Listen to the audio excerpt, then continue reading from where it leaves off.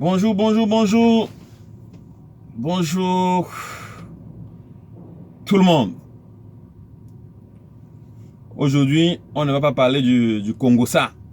Du Congo-ça sur ses montées, ses descendues ou bien les affaires de sans caleçon. On va parler sur les problèmes automobiles. Comme j'aime toujours me présenter, c'est moi, Fidel Castro, votre fidèle mécanicien à distance et sans contrôle, et sans frontières, pardon. Comme on dit, les médecins sans frontières, moi je suis mécanicien sans frontières.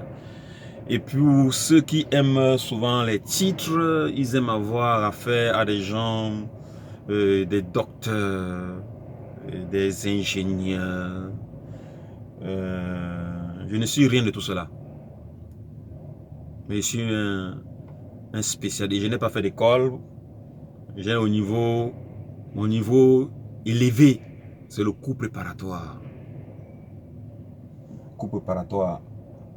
Donc, mais, avec mon niveau cours préparatoire là, je vais vous expliquer des choses grandioses. Peut-être mon français n'est pas adéquat parce que j'ai été confronté à plusieurs langues. J'ai été confronté à l'italien et j'ai été confronté à l'allemand. Donc, ce qui fait que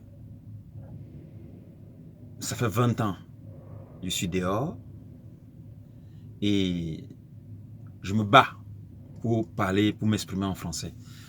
Je suis resté naturel malgré mes 20 ans. Mais je ne parle pas comme un français parce que je ne veux pas imiter un blanc. Parce que je vaux mieux que le blanc.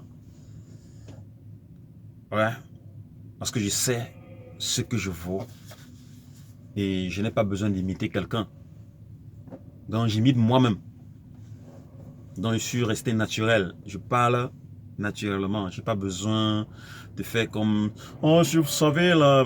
Non, je n'ai pas besoin de ça.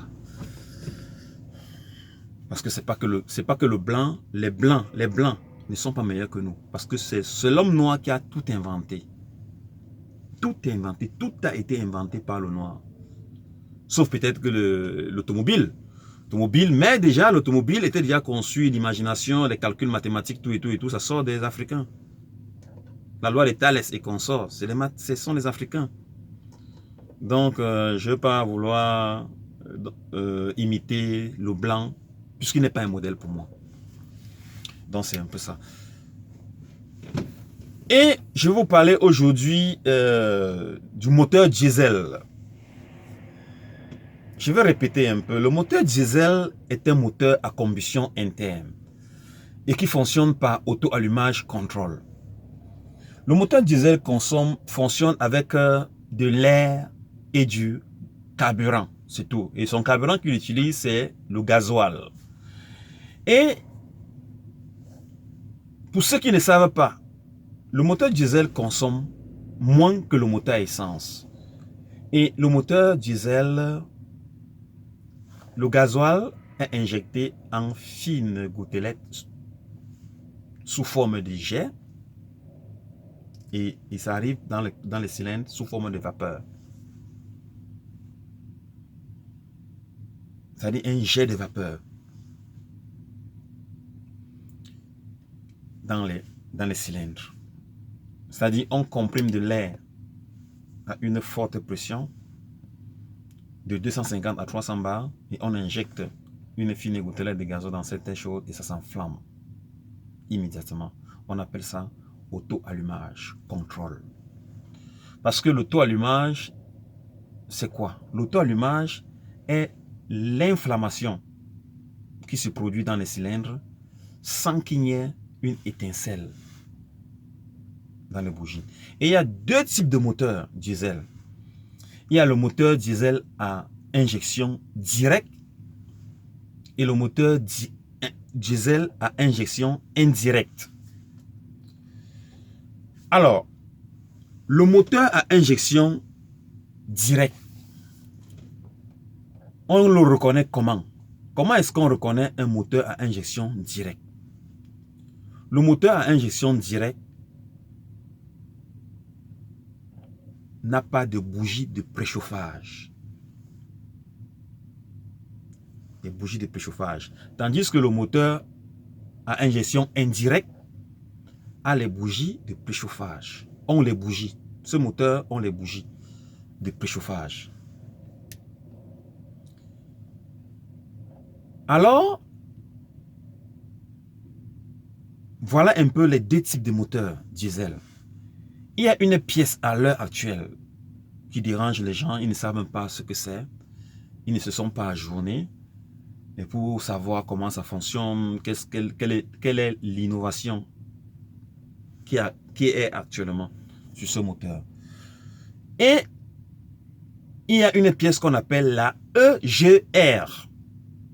La EGR, qui signifie émission des gaz réduits. En abrégé, EGR. C'est cette pièce-là qui donne une puissance, un tonus au moteur. Il fonctionne avec la dépression sortante du moteur, c'est-à-dire le retour des gaz brûlés. C'est-à-dire lorsqu'il y a échappement, les gaz, au lieu que ça s'échappe totalement à l'extérieur, il y a une partie qui va à l'extérieur et une partie qui revient donner une puissance au moteur. C'est pour ça que vous allez voir de nos jours, les voitures diesel ne sont plus lentes comme avant, que tu accélérais, il fallait atteindre une certaine vitesse. Les voitures diesel fonctionnent, ont une propulsion similaire à une voiture essence. Il n'y a pas de comparaison. C'est-à-dire, au départ, tu donnes les gaz, ça va, ça répond, comme on dit chez nous, la voiture répond. Et voilà cette pièce qu'on appelle la EGR. Ça se trouve dans tous les moteurs diesel, tous les moteurs à essence même, ça existe. Mais ça dérange un peu chez le diesel, pourquoi? Parce que, même pas que ça dérange. Et cette pièce est électromécanique. La EGR. La EGR est électromécanique. Et elle a un pointeau. Pour ceux qui ont déjà vu le carburateur des motos. Le carburateur des motos, il y a au niveau de l'accélération, il y a un papillon de gaz et un flotteur. Et le flotteur là est muni d'un pointeau. Donc il monte, le pointeau vient entrer dans un cylindre qui obture. Et quand ça remonte, ça sort. Donc quand tu accélères, bon, le geste est un peu... Donc lorsque tu accélères, le pointeau s'ouvre. Et lorsque tu laisses s'accélérer, le pointeau referme. Alors ce pointeau-là, puisque cette EGR fonctionne avec la dépression, avec les gaz brûlés, qui sont des gaz sales, pas propres. Il y a la corrosion. Pas la corrosion, pardon. Il y a la calamine. Il y a la calamine qui vient obturer et ça provoque un dysfonctionnement du moteur. Et lorsque le moteur va commencer par avoir un dysfonctionnement, elle n'est plus donner sa puissance. C'est-à-dire que lorsque vous roulez, soit ça coupe l'accélération à 60 à l'heure, soit à 80 à l'heure, soit à 100 à l'heure. Et que même si vous accélérez n'importe comment, la voiture ne peut pas excéder. Ça n'excède pas. Ça, c'est la panne de la EGR. C'est la panne de la EGR. La EGR empêche le moteur, donc ça coupe. Pourquoi? Parce que, puisqu'il y a un dysfonctionnement, ça empêche le moteur de se détériorer, donc de se foutre en l'air. Donc c'est pour ça que ça coupe l'accélération à son régime voulu. Donc tu peux vouloir accélérer, aller plus vite, ça dit comment? Je m'arrête à 80 à l'heure, pas plus. Tu accélères n'importe comment, ça n'avance pas. Donc c'est ça la EGR. Et la EGR donc est une pièce électromécanique qui doit être remplacer. Et généralement, pour ceux qui ne savent pas, toutes les pièces électroniques ont une durée de vie dans le véhicule. C'est-à-dire le constructeur a fait en sorte que ils veulent gagner de l'argent aussi. Ils peuvent fabriquer une pièce électronique qui ne va pas mourir. La preuve en est que le satellite au ciel, qui pas changé? Personne. Vous avez déjà vu peut-être les images des télés qui ne sont plus là parce que, ou bien une communication téléphonique qui ne fonctionne pas parce que les satellites ont un problème au ciel. Non, c'est l'électronique qui est là-bas. Mais ça fonctionne, permanemment. Donc la raison pour laquelle même les constructeurs là pouvaient aussi faire des pièces électroniques qui mettent une longue durée de vie, qui ont une longue durée de vie, qui mettent lent. Mais ils ne veulent pas parce que la société doit tourner, ils doivent vendre. Sinon, la société va pas. Dès qu'ils auront, tu as acheté une voiture, tu vas la conduire à vie. Non. C'est pour qu'elle tombe en panne après un certain nombre de kilométrages et tu dois acheter le neuf. C'est un peu ça. Et cette EGR, tu dois la remplacer par le neuf. Et comme mes confrères en Afrique ne savent pas, mes confrères mécaniciens, ils ne savent même pas ce que c'est que la EGR. C'est pour ça que je fais un peu des vidéos pour essayer de les mettre à la page, qu'ils puissent dépanner facilement. Et je leur donne un peu les manifestations, les réactions du véhicule, comment ça se comporte. Et puis maintenant, lorsque la EGR entre en dysfonctionnement, et tu vas voir sur le tableau de bord le voyant moteur qui s'allume. Donc, le voyant moteur orange, donc une lumière orange qui dessine un moteur sur votre tableau de bord qui s'allume. Il y a la EGR qui fait allumer ça. Il y a la bobine, les bobines qui font allumer ça. Et il y a aussi les câbles de bougie aussi. Donc, il faut allumer ça. Et je vais faire une autre vidéo sur les câbles de bougie. Bon, je vais expliquer brièvement. Les câbles de bougie ont aussi une durée de vie. Ouais. Tu peux avoir une perte d'énergie. Subitement, tu vois, il y a la masse partout. La voiture roule avec des ratés. Avec des ratés pour les voitures essence. Avec des ratés. Non, c'est pour les voitures, c'est juste une parenthèse. Donc, la EGR, généralement, doit être remplacée suivant les données du constructeur. Et généralement, quand une voiture diesel a déjà atteint 200 000 km, 200 000 km, vous pouvez déjà vous attendre à cela. Bon, je vais un peu interrompre la vidéo parce que j'ai un appel entrant. Une minute. Oui, bon, voilà, j'ai eu un appel entrant là, je ne sais même plus là où j'étais. Voilà, j'étais en train de parler de la EGR. La EGR, donc, a dans ce problème-là, elle a une durée de vie. Elle a une durée de vie. Donc, ça peut être... ça va dépendre du constructeur. Le constructeur peut dire que la EGR là, a une durée de vie de peut-être 10 ans. Et après 10 ans, là, tu dois la remplacer. Généralement c'est pas avec les années, c'est plutôt avec le kilométrage. Le kilométrage.